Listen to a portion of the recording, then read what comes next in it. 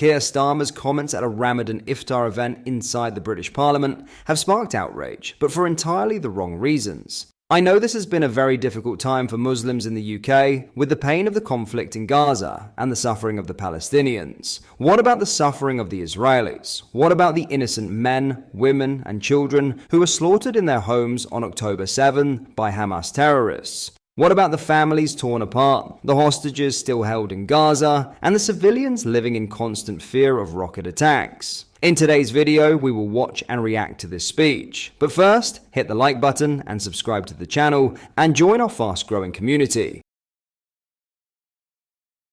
Just a quick one to say we have new Liber t-shirts available on our website. You can check the link in the description or go to britishstand.com. Have a watch of this.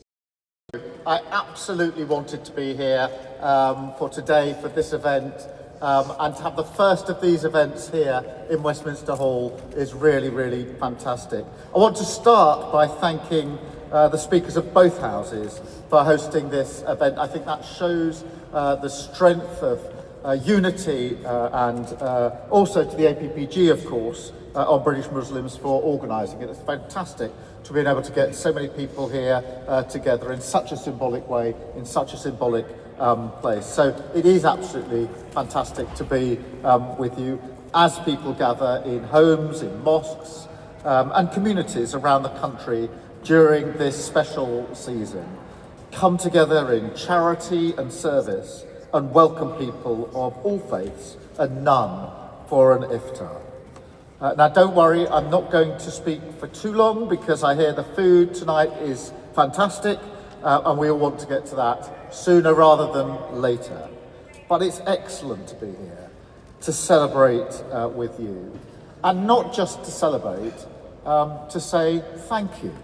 Thank you for the incredible contribution of British Muslims to the United Kingdom, something we're really proud of across the whole of our society.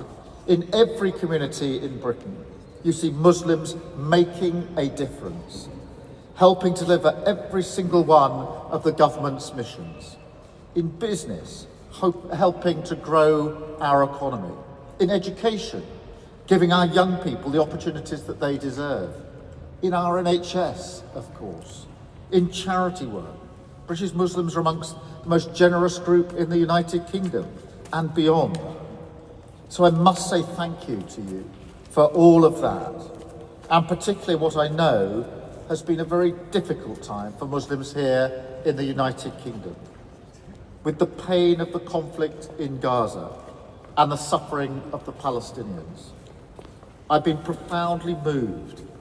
Keir's comments in this speech have sparked a ton of outrage. This is how people reacted, Page said. OMG, just when I thought I couldn't despise him more. Absolutely reprehensible. Cher said, he has two audiences as PM. As we're getting propaganda videos featuring Gen Z kids talking about defense for Ukraine, Gaza is at the top of the agenda for another demographic. This user said, sometimes I just can't believe my eyes. The world has gone mad, Kim said. That is truly sickening. What are your thoughts? Let me know in the comments.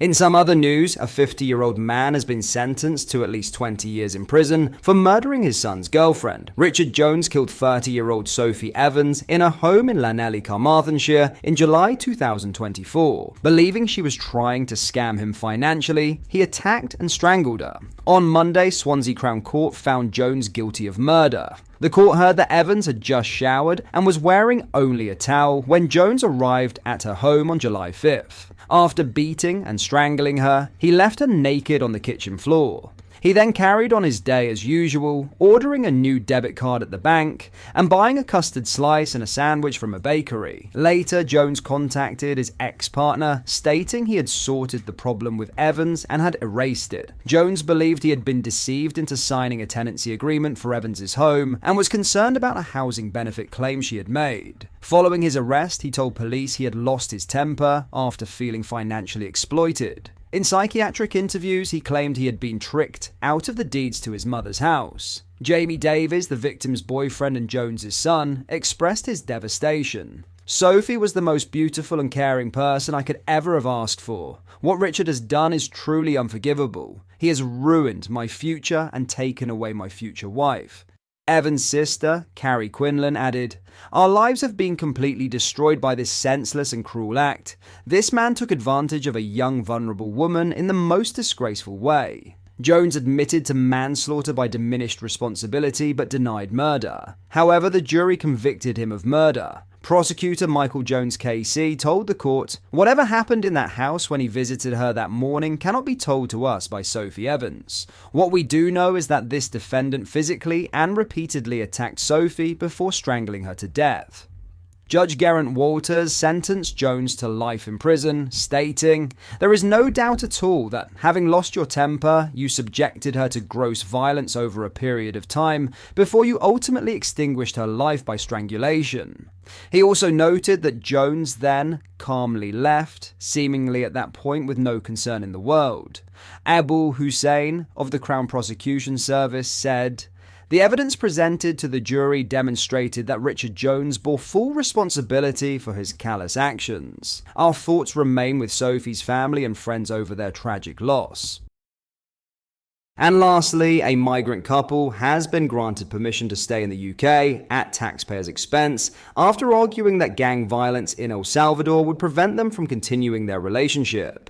The man fled the country after receiving threats from a local gang in his girlfriend's town. He was granted asylum in the UK due to the risk of persecution if he returned to El Salvador. His girlfriend later traveled to Britain and was allowed to remain after claiming that deporting her would violate her right to family life under Article 8 of the European Convention on Human Rights, ECHR. An immigration tribunal ruled that the couple's right to stay together in the UK outweighed the public interest in immigration control. Neither of them is allowed to work in the UK, and they do not speak English. Asylum seekers in Britain receive £49.18 per week, along with accommodation. This decision follows several other cases in which illegal migrants used human rights laws to avoid deportation. Recently, an Albanian criminal remained in the UK after claiming his son would struggle with foreign chicken nuggets, while a Pakistani paedophile was allowed to stay on the grounds that deportation would be unduly harsh on his children. Shadow Home Secretary Chris Philp criticized the ruling, stating, "Gang violence in El Salvador has been very substantially reduced recently, and extending family rights to a girlfriend, whom the man is not even married to, is a step too far. Family rights were designed to prevent families and children from being separated in times of war, not as a loophole for immigration. This case highlights the urgent need for fundamental reform of human rights law."